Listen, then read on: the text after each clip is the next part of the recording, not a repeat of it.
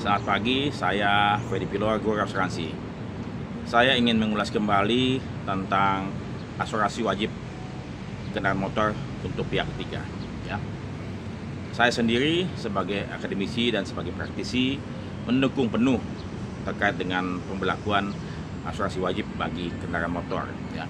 Tetapi banyak hal yang perlu diperhatikan agar aturan ini betul-betul adil bagi semua warga negara, bagi semua rakyat, ya. Nah, rakyat ini siapa? Ya, semua yang memiliki KTP di Indonesia, ya, tidak terkecuali.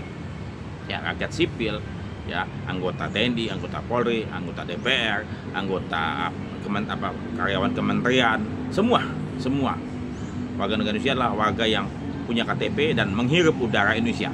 Yang mengaku orang Indonesia adalah semua itu. Jadi, aturan ini harus berlaku bagi semua warga negara tanpa terkecualian.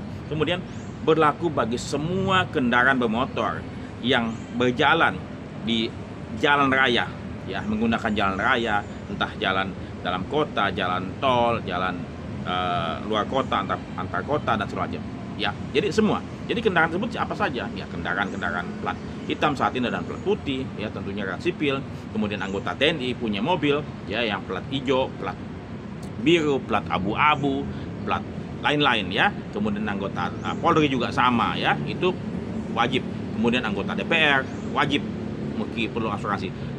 Karyawan pemerintahan, kementerian-kementerian yang plat merah, ya. Kemudian rumah sakit Gatot Subroto ataupun lain-lain, semuanya intinya semua kendaraan bermotor yang digunakan di jalan raya, ya. Apalagi kendaraan umum yang plat kuning, ya, bus antar kota, antar provinsi, kemudian truk kontainer, ya, yang bawa muatan-muatan yang begitu besar, ya.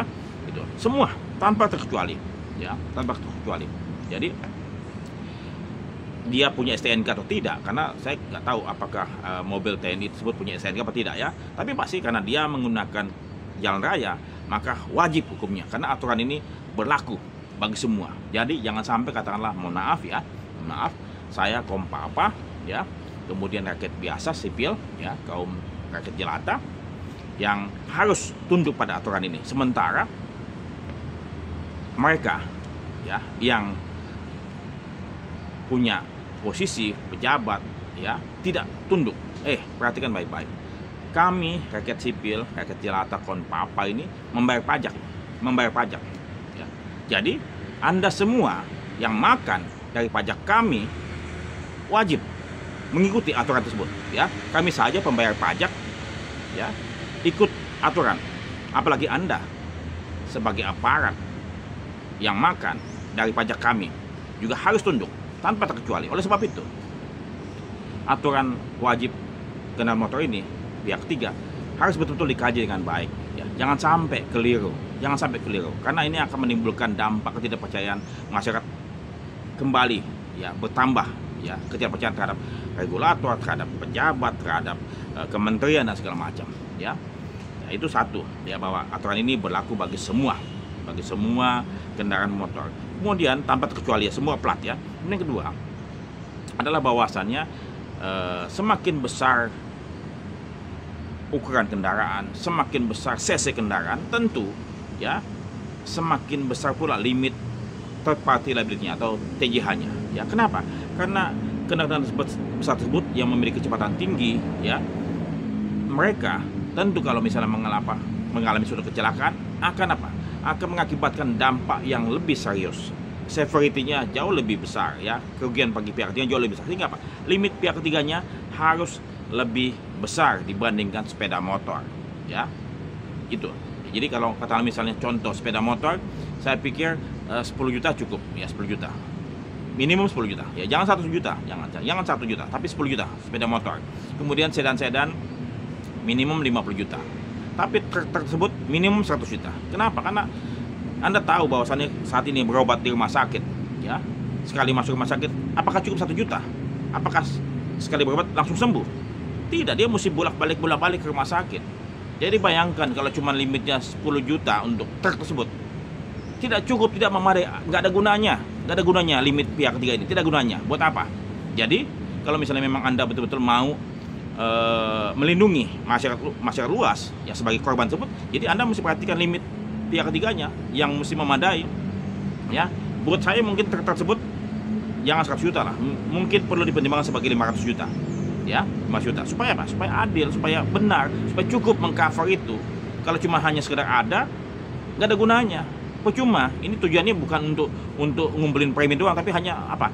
Tapi untuk melindungi masyarakat luas sebagai korban kecelakaan ya, yang diakibatkan oleh kendaraan motor. Yang berikutnya lagi adalah bahwasannya premi ini harus betul-betul dikaji dengan teliti dan lebih murah dibandingkan limit TPL yang saat ini ada. Kenapa? Karena last number-nya tercapai ya, harus lebih murah dibandingkan premi TPL saat ini ya. Itu karena karena last number. Agar mencapai last number, maka saya berharap ini dibuat konsorsium.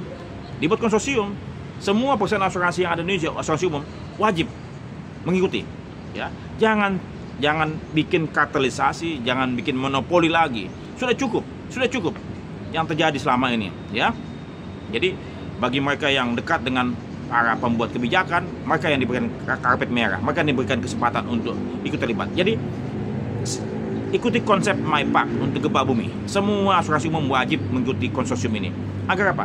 Agar datanya dapat tersentralisir dan datanya akurat untuk dapat menetapkan premi tahun-tahun mendatang. Loss rasionya kelihatan dan mereka nasabah ataupun masyarakat luas tidak bisa pindah-pindah asuransi. Kenapa? Karena pooling, karena konsorsium. Kalau katakanlah tadi dibebaskan, maka dia bisa pindah-pindah dan kemudian dia bisa dapatkan premi yang lebih murah banding-bandingan terus. Jadi alhasil last number-nya tidak tercapai, database-nya tidak akurat. Jadi saya harapkan para pembuat kebijakan dibuat konsorsium, satu konsorsium, dan kemudian semua perusahaan asuransi wajib mengambil peran ya. Saya menenggarai kalau misalnya katakanlah dibebaskan ataupun dibuat konsorsium tapi tidak melibatkan semua, maka ini adalah kartelisasi, monopoli bagi mereka yang dekat dengan pembuat kebijakan. Jadi saya menentang itu ya, itu konsorsium ya.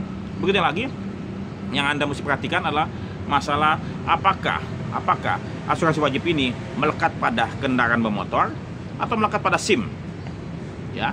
Karena kalau katakan melekat pada kendaraan motor, maka satu kendaraan motor ya bisa saja digunakan 10 orang.